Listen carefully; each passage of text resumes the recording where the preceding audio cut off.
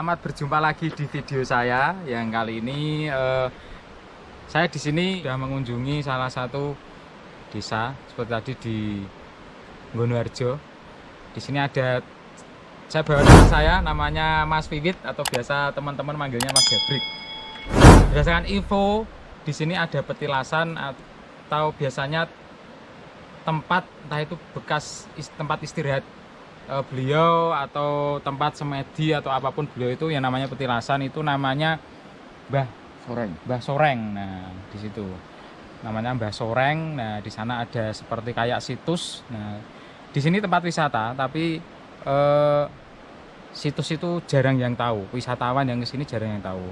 Kalau istilahnya tidak terekspos lah itu, hanya warga, biasanya warga yang mengetahui. Dan di situ juga nanti ada katanya ada info sungai, ada sungai Mas. Iya, namanya? Sungai. Jadi kalau orang sini bilangnya itu tempuran. Jadi dua mata air yang bertemu. Menurut kepercayaan itu bisa mengobati sejenis penyakit gangguan makhluk halus atau gaib kan kayak gitu. Nah itu teman-teman. Jadi informasinya seperti itu. Coba nanti kita akan ke sana, kita review, akan kita lihat situs itu dan tadi yang ada sungai Setempuran itu uniknya.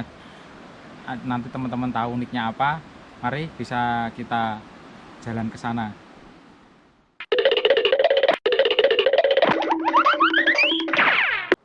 Oke, sekarang kita sudah sampai di yang seperti kita sebut tadi yaitu petilasan Mbah Soreng.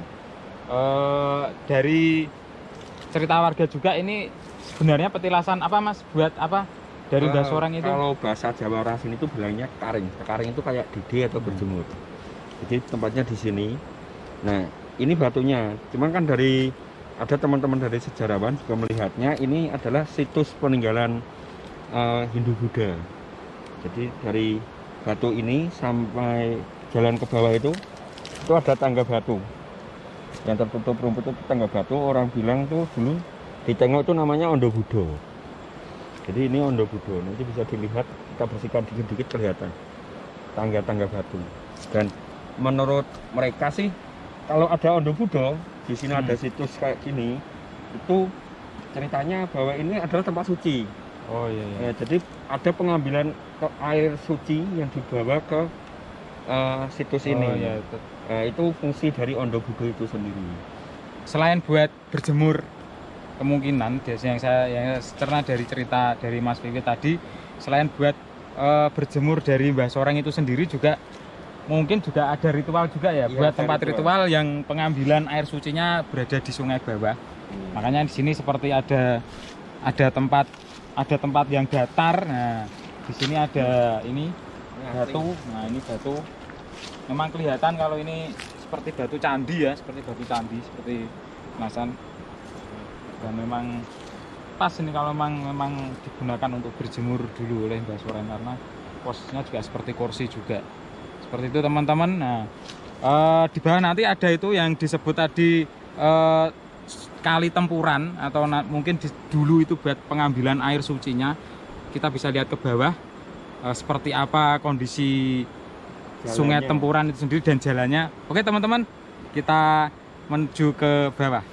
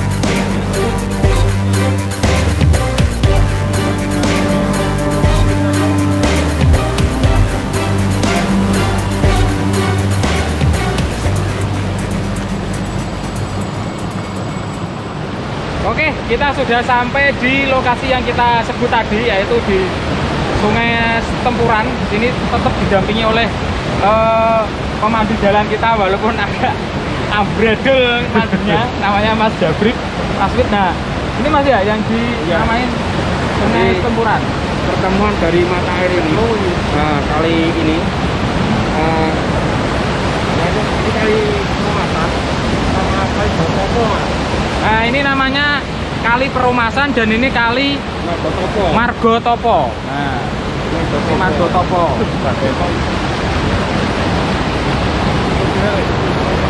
Nah, teman-teman, berdasarkan informasi dari Mas Wiwit bahwa di atas sana itu sebenarnya adalah longsoran dari anak Sungai Perumasan, yang sekarang jadinya malah terlihat eksotis ya, terlihat indah. Sebenarnya tidak menjadi alami, yaitu air terjun yang benar-benar alami karena bekas longsoran. Pemandangannya masih keren teman-teman, masih sejuk sekali di sini. Nah, kalau pengen tahu ini tadi yang sudah dibilang yaitu Sungai Tempuran di sini. Nah, nanti kita menelusuri sungai ini, di bawah sana yaitu tempat yang dibilang Mas Wiwit tadi, yaitu yang buat pengambilan airnya atau biasa orang-orang dipakai untuk mandi suci istilahnya, untuk pembersihan misalnya kena guna-guna atau kena hal-hal gaib. Di sana nanti ada tempat untuk mandinya, kita bisa ke sana nanti kita lihat. Oke, sip teman-teman, kita sudah sampai di gedung yang kita sebutkan tadi, yang biasa buat orang-orang bersuci atau membersihkan diri sepertinya. Terpaksa saya turun ke bawah.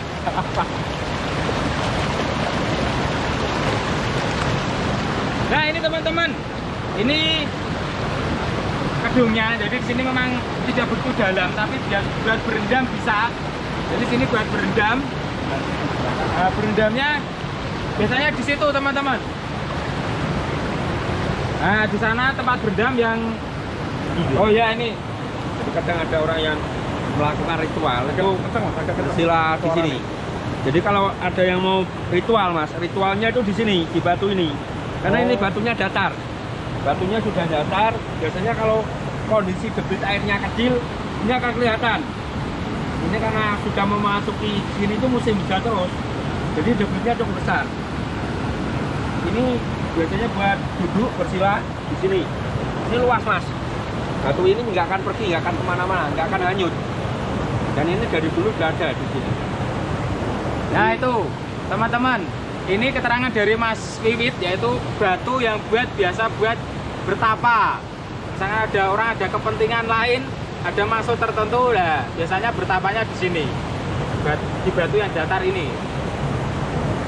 Nah, begitu informasinya mengenai perjalanan kita tadi dari atas, dari petilasan sampai ke ini yang dinamain Wedung, yang buat berendam tadi. Gedung Tempuran. Gedung Tempuran. Nah, Gedung Tempuran. Oke, mungkin review saya cukup di sini. Semoga informasi ini bisa bermanfaat buat teman-teman, atau mungkin yang pengen berkunjung di sini nanti bisa hubungi kita, nanti kita antar ke sini kalau pengen wisata yang ekstrim.